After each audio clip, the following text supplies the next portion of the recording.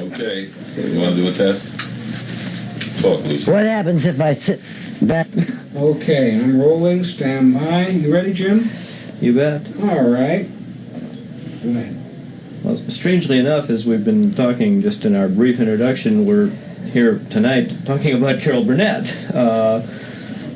I wish we could talk a little bit about you, but maybe I'd be very happy to talk about Carol Burnett. Okay. I think she's one of the greatest gals that I've ever met. And as I understand, you're a little bit aware of some of the things. This is for a profile of Carol Burnett that they're doing on the morning news, and so they know about you and Carol going back a ways, and they would like me to ask you about the first time you met Carol Burnett, which I gather was backstage at Once Upon a Mattress. Once Upon a Mattress, and I had just heard that there was a good show downtown with a newcomer, and we were always interested in finding newcomers, of course. And I got there a little late, not for the show, but to catch the newcomer. Somebody had already found her, so we didn't get to use her very much, but we became friends. And she just had something that you couldn't escape. You just knew that this girl had it. And that's the most I remember about that. Now, she remembers more about it than I did, because I don't know why, but I spent quite a bit of time backstage, and I was trying to get in there and get her signed up and everything, but somebody beat me to it. You're talking about backstage. What do you remember about the backstage? And her backstage? When that first time, what were your thoughts about when you saw her backstage? I just told you. Yeah, what was... I wanted to sign her up. I wanted to make a pilot with her. I wanted to put her in our company. But somebody beat me to it. Now, what was it that made you want to sign her up? I had seen her performance, and I believed it. And I saw a true comedian at work. And for a first performance, which I knew it was, I knew that it was unusual. She had it. And the audiences loved her. Is there a way to say, what was it she had? She had it. She had honesty, believability, vulnerability. Could you think, is there a strongest point? Is it timing? Is it delivery? You just mentioned the vulnerability. Delivery, the vulnerability, the energy. She had a lot of energy in that show. And her timing was impeccable. And for someone that you've never heard of before, a beginner, that's invaluable. You grab at that. And we had a company, and that would have been a marvelous coup had we been able to get her. But as I say, someone beat us to her. I have to ask, who beat you to her? I don't know. I don't know the name of her first job. I don't remember. What is it that she does that makes you, Lucille Ball, laugh? I mean... I think I study her more than I laugh at her. I laugh at her interpretations when she does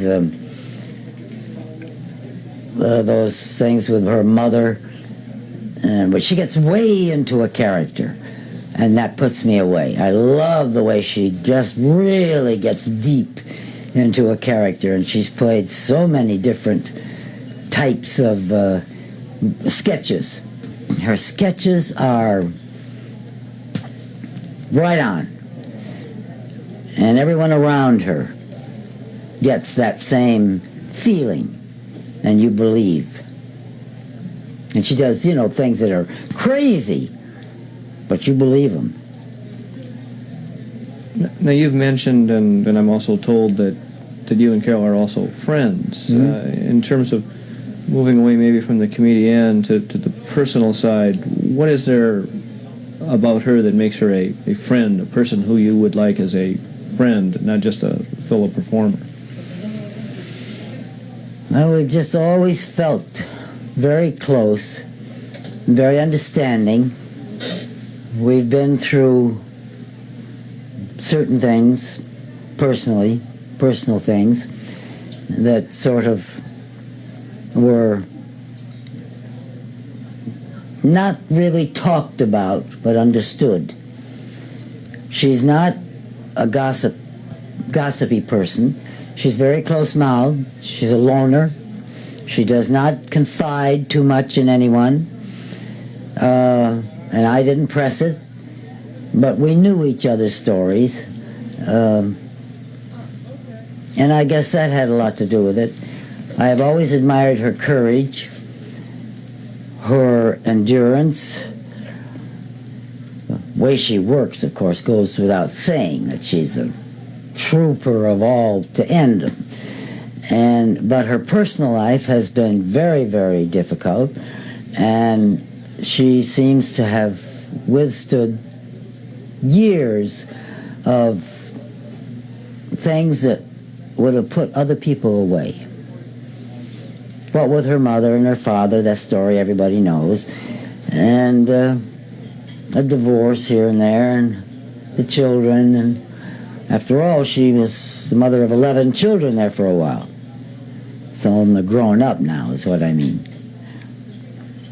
You mentioned her vulnerability as a performer, as a comedian. Very necessary. That's what I was going to ask you. Is that something that you have to have? Can you make people laugh? I know people that don't have it in the sense that we're talking about it, that do all right.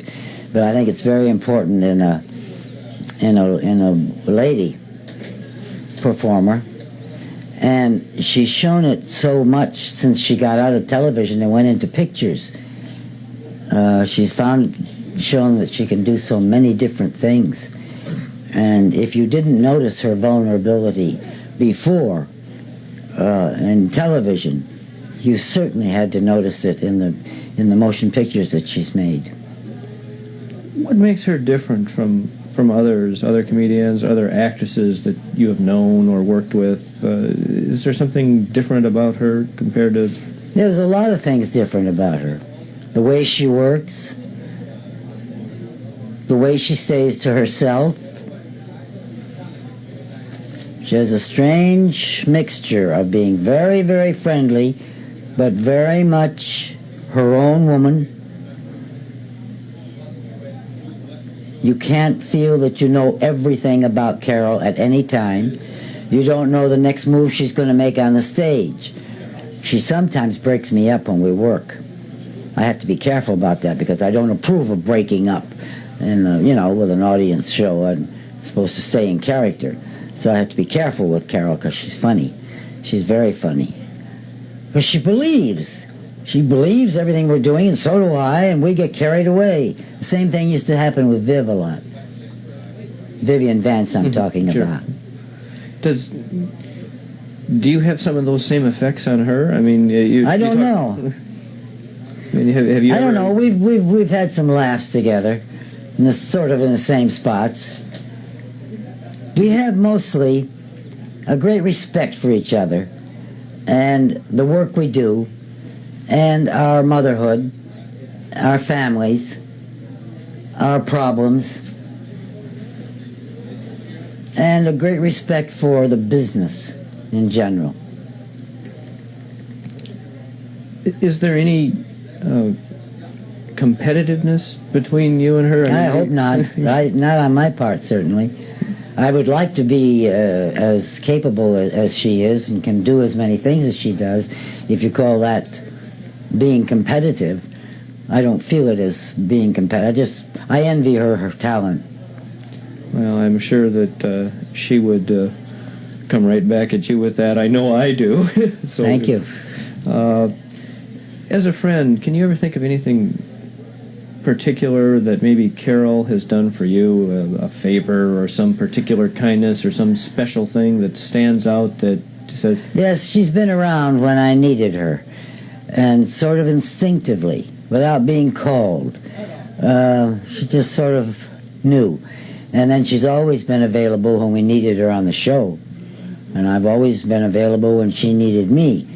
And that was a bond that we could sort of depend on, and sort of started our friendship, even, solidified. So what is the word? Solidified, I guess. Solidified it. There we go. I'll try.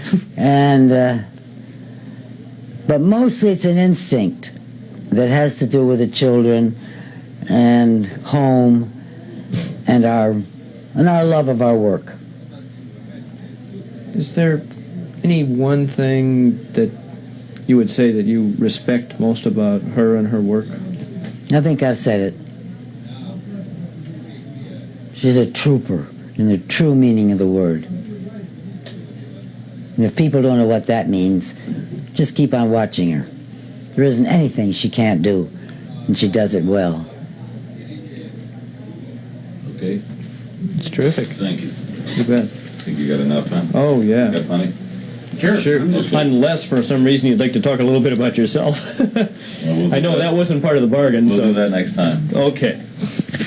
Come on, she's been. You bet. Oh, sure. We can kill Thank light you very here, too. much. Yeah. Thank you. Thank you, Phil.